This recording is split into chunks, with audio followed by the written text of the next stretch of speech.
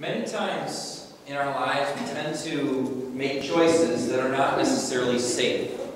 When we look at the decision before us, we either decide that the benefit outweighs the potential for loss, either that we don't have the patience required to wait for a better solution to come along, or we just decide that we don't care.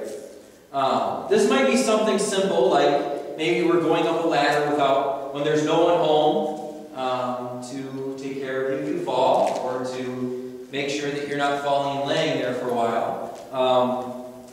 Maybe it's putting lighter fluid on a fire that's already lit. Or maybe it's just something about lifting something that you know well enough not to lift because your body can't take it. We all tend to make unwise decisions every now and then. Then there are those of us who make insurmountably poor decisions that tend to be the result of pride or stubbornness, or just not using our heads. Going up on the roof in the winter ice, knowing full well that help is available to us, but we haven't chosen to take advantage of that. Using the circular saw to cut 2x4s, while holding the 2x4 in one hand and the circular saw in the other, because we either don't have a table to cut on or we want to do it quicker. Or I heard one yesterday, one of the kids, I guess last winter, was out snowmobiling, decided to snowmobile across a lake that was not quite frozen. And needless to say, his snowmobile got stuck. The ice broke. It was about 2/3 submerged. So they went back to get help. And the parents came and said, "Oh, that trail's not that bad. We can drive down there." And then they drove their car down there and got stuck. And 5 hours later, they got help. So we tend to make poor decisions. But sometimes we need to make decisions that require risk that aren't necessarily poor decisions, because everywhere we go in life requires a certain amount of risk. In our lives, every decision we make poses some kind of risk to us. In determining which path we should take, we therefore base our decisions by weighing the risk of the task and determining whether the risk is worth the value gained. Should I drive into the church in the snow? Should I cut my steak with a butter knife or a steak knife?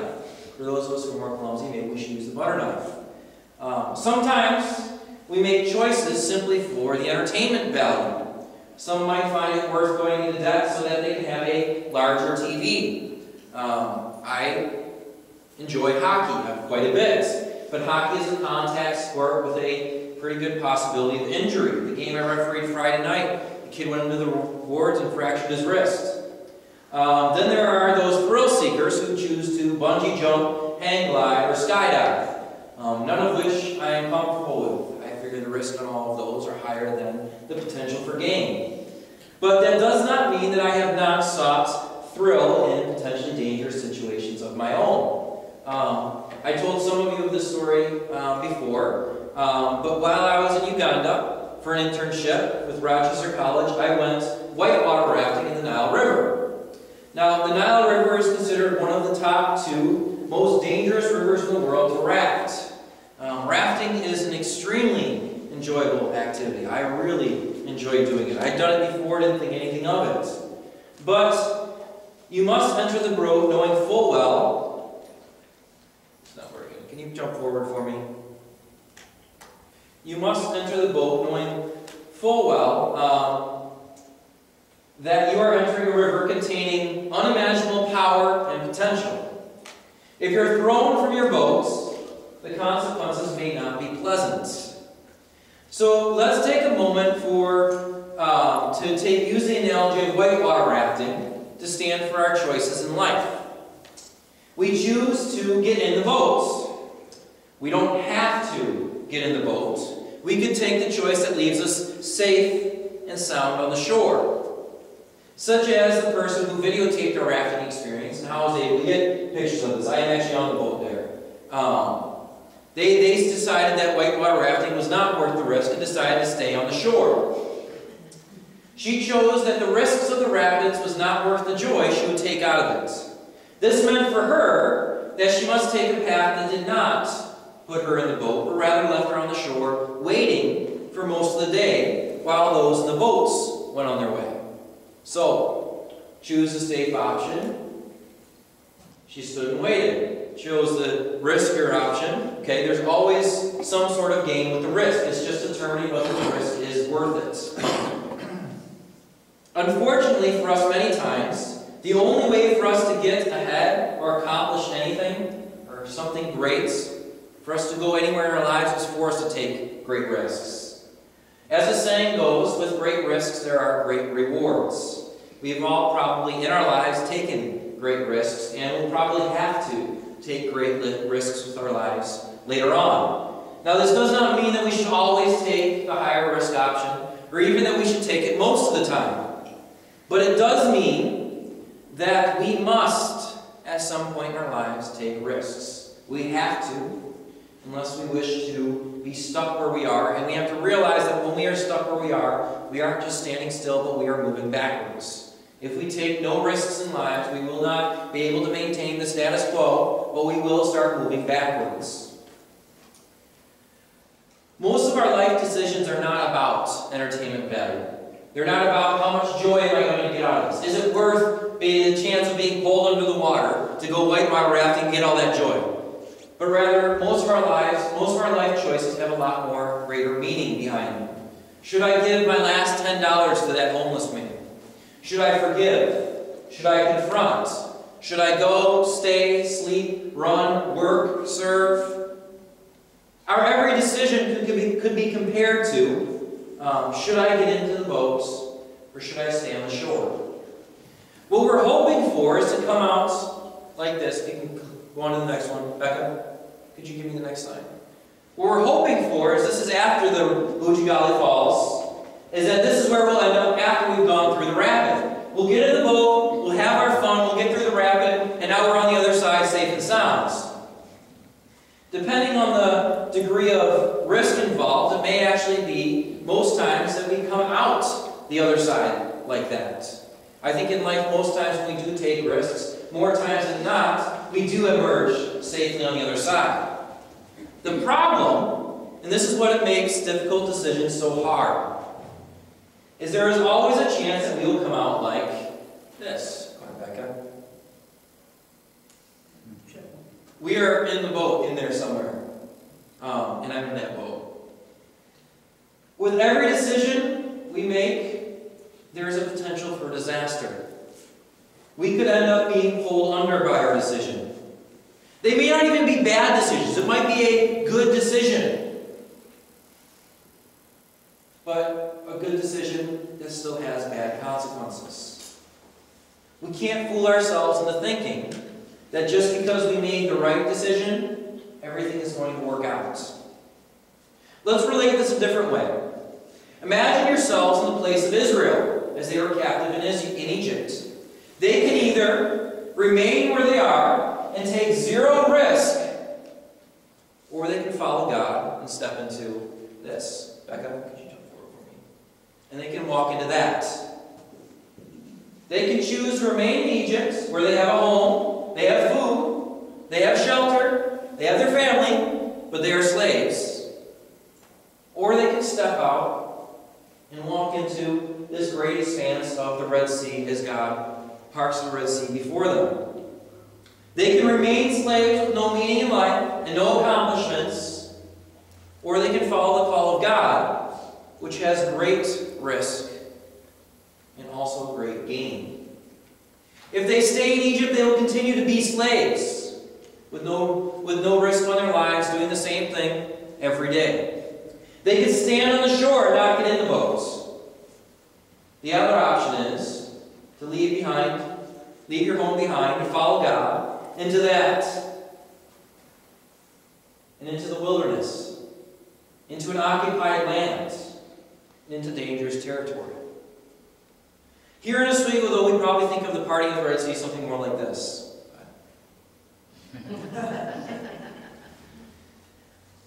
As the church, we need to understand that in the original creation, there was absolutely no need for risky or unsafe decisions.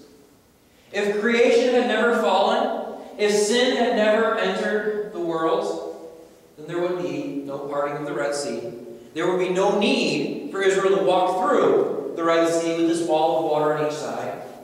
And there would be no need for us to ever make a risky decision with our lives. If creation had never fallen, Israel would have never had to pass through the wilderness, would never have had to enter dangerous lands. Because of sin, though, the world has become a place where we do not have the choice of whether or not to enter the rough waters. The fact of the matter is, more oftentimes than not, we don't get the choice of, should I get in the boat or should I stay on the land? But rather, sin has made life for us where we either sink or swim. And there's not a third safe option. And we need to realize that. Both options carry risk, both options carry danger. Life in reality always looks like the parting of the Red Sea, and should we enter or should we stay behind in the land of slavery? Either way, they're in the water. They're in the water of slavery, or they're walking through the water of faith. But we need to notice something.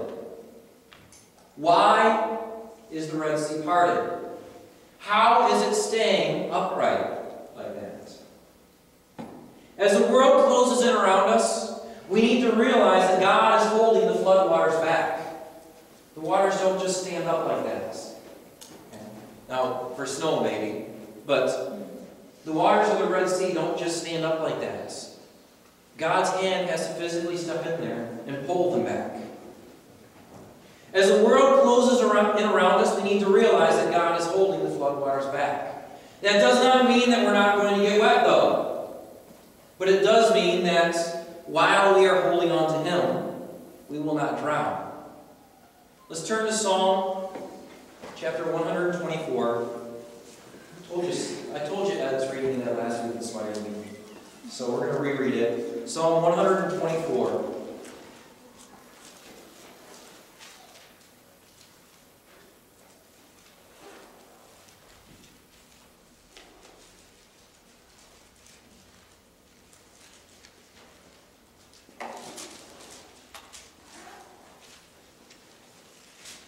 If it had not been the Lord who was on our side, let Israel now say, if it had not been the Lord who was on our side, when people rose up against us, then they would have swallowed us up alive.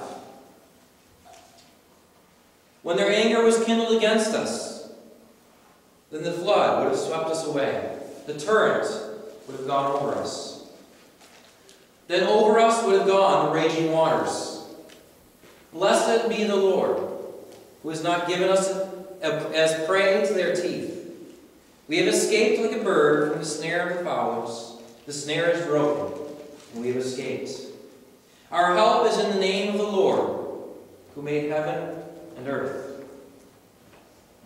This is the big key.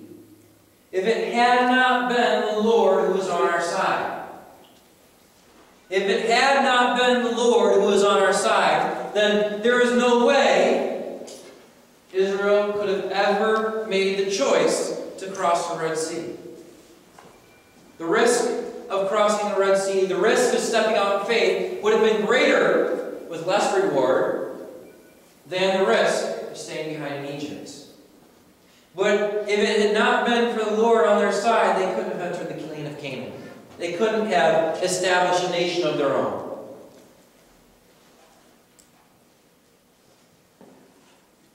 How does Israel cross the Red Sea? How do they escape Egypt and become a great nation? It's only because God helped them, or rather, because God made them. If God did not help them, they would not have escaped Egypt, and what if God decided, okay, I'm not going to help them anymore, midway through crossing the Red Sea? Okay? Part of faith is realizing that God is not only going to help us, but He's not going to stop halfway through. But that also means that if we step out in faith believing that God is going to help us, we have to step into it entirely believing that He's not going to stop halfway through. Because we step into it so thoroughly that if God were to stop helping us, okay, imagine for a second the Red Sea. God decided to part the Red Sea. Okay, go through. And God decided midway through, okay, I'm not going to help you anymore. What would have happened? Well, there go the waters, there go the Israelites, they end up like Pharaoh and the Egyptians, right? Okay. So they had to realize and step into a place where if God stopped helping them, they were stuck. They were done.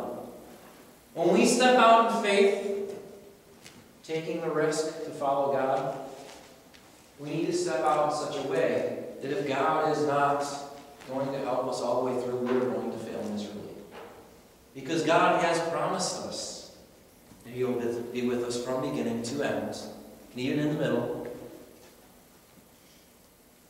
We can enter the boat with confidence, knowing that our God is with us, and He will pull us through. Now, this doesn't mean we should go out and do something foolish. Okay, this isn't saying... One of the things I don't care for is a lot of churches and communities will say, okay, we have to make a plan that's so big that it can only happen if God's in it. Well, if you're not using godly wisdom and you make a plan that's so big that won't happen if God's in it, that doesn't mean that God's going to be in it. Okay? Just because you make a plan that's so big does not mean that it's a good plan or you should proceed with it. Okay? Knowing that God is our help and He is with us always does not mean that we should make foolish decisions. They should still be defined by godly wisdom and prayer. If we climb on the roof in the winter without help, there is a very, very, very strong chance we are going to fall off the roof. It doesn't matter if God's with you or not. If you make a foolish decision, there are still foolish consequences to go along with it. 1 John says that if we ask anything according to His will, He will hear us. But notice the according to His will parts. If we do something unwise, the result will still look very unwise. In fact, we have to realize that when we are called to follow God, we are called to take a very risky and seemingly unwise course.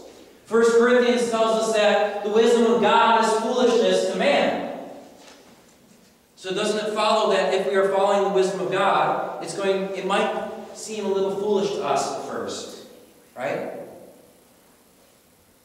But as it also says in Romans, if we do not share in the suffering of Christ, we cannot share the inheritance of Christ. The path God has called us to as Christians is a path that will lead us into difficult moments and times. We will experience both emotional and physical pain. We might just come out the other side. Athena, could you hit the arrow key for me? I think it took off on me. The right arrow key. No, keep going. Actually, I think you got to go back. Can you go back? The left key. I'm sorry. It's okay. We'll let it be. So, but we might just come out being muddy mess. We can come out being an absolute disaster when we come out the other side. But notice, though, that even though we might get dirty, we might get hurt physically and emotionally, we might come out looking like a mess, we will come out the other side. Oh, there's a mess again. Okay. This is the confidence we have in God. When we enter into tragedy and suffering, God will pull us through. Notice it didn't say, when we enter into tragedy and suffering, God will take it away. I said, God will pull us through. Much like the difference between the Israelites and the Egyptians, when both entered the parting of the Red Sea. The Israelites entered the sea with God guiding them through. The same exact sea that moments later the Egyptians would enter into. The Egyptians come in without the confidence in God who will bring them through. That is the only difference. They both enter the same sea. One enters that sea with God. One enters that sea without God. We all, whether Christian or not, will experience suffering. We will all be dirty, wet, tired, and hurting. The difference is, just like the Exodus story, if God is on our side, He will hold back the waters to pull us through. they came out safe on the other side. Doesn't mean it didn't require work. Doesn't mean it didn't have its own bit of suffering about it. But the Egyptians, on the other hand, entered the same exact situation and emerged quite differently. When sin entered this world, it became like a flood, rushing in on us from every side. This is not how the world was meant to be. The only way to survive such a broken world is if the God who created us is restraining the floodwaters from overtaking us. God protects His people from the floods. But we need to remember that He also sends us into the floods for the sake of those who can't escape. Turn with me to Luke chapter 9. Luke chapter 9, starting at verse 23. Luke 9, 23.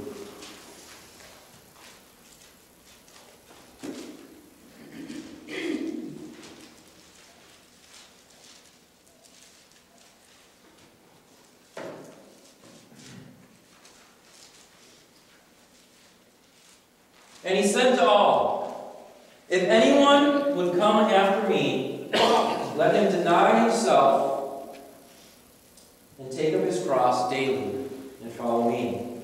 For whoever would save his life will lose it, but whoever loses his life for my sake will save it. For what does it profit a man if he gains the whole world and loses or forfeits himself? For whoever is ashamed of me and of my words, of him will the Son of Man be ashamed when He comes in His glory, and the glory of the Father and of the holy angels. But I tell you truly, there are some standing here who will not taste death until they see the kingdom of God." We've been called to get into the boat, to go into rough waters. Christianity is not a simple matter of a soft, gentle ride. It isn't a way to get rid of pain and suffering. Christianity is a way to make it through the pain and suffering, so that we can make it to the other side where there is none of it. Jesus told His disciples another time that they were being sent out like sheep among wolves. We do not live in a safe world. This is a dangerous place that seeks to destroy us. We cannot avoid the rapids of life, but we can navigate them with how. Think of all the things we've been called to, all the places we are called to go into. You cannot love God and money. We talked about that a little bit this morning with the Baal and God thing. Okay? But if we don't love money, then what happens if we run out because we gave too much? What happens if I turn the other cheek and I get taken advantage of? What happens if I share the gospel with my friend and they're no longer my friends? What if I speak the truth in love and gentleness and I get pushed to the outside of my community, for my friends, for my relations, for my family? The path we're called into is not a gentle path. The world is a raging flood all around us. If we stay put, we will be overtaken. We cannot do it on our own. But there is dry land, safe and secure, down the river somewhere.